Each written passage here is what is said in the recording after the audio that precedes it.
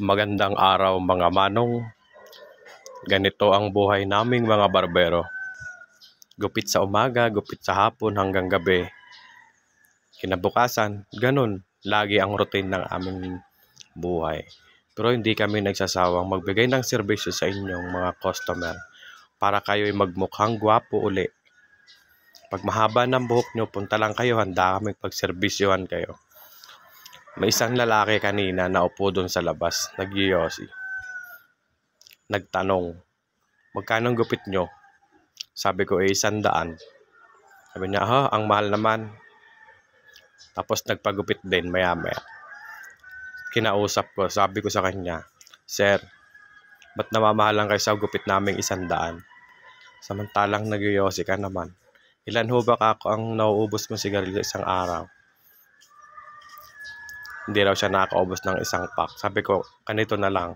Sa isang araw, makaubos ka ng 5. 10 piso isa ngayon eh.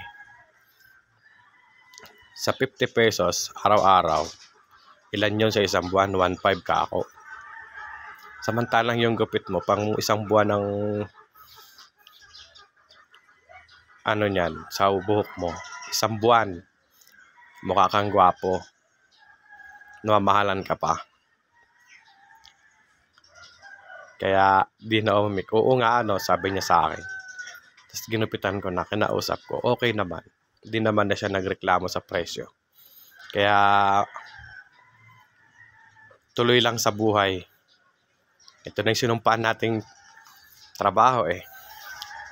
Maganda naman, marami kang makukuha ang kaibigan pagka marunong ka makisama sa tao. Pero pag masungit ka, huwag ka na maggupit. Ganun lang yun. Maibigay lang namin na maganda ang aming serbisyo sa tao. Lumabas ng shop na nakangiti. Masaya na rin kami. Kaya yan, pinapagwapo ko si Sir. Para mamaya sa date niya, masaya siya. Pinipinising na nga natin ang kanyang buhok. May lakad daw ata siya eh. Yung kasama ko seryoso, hindi nagsasalita. Yung sa kabila kong barbero, ayun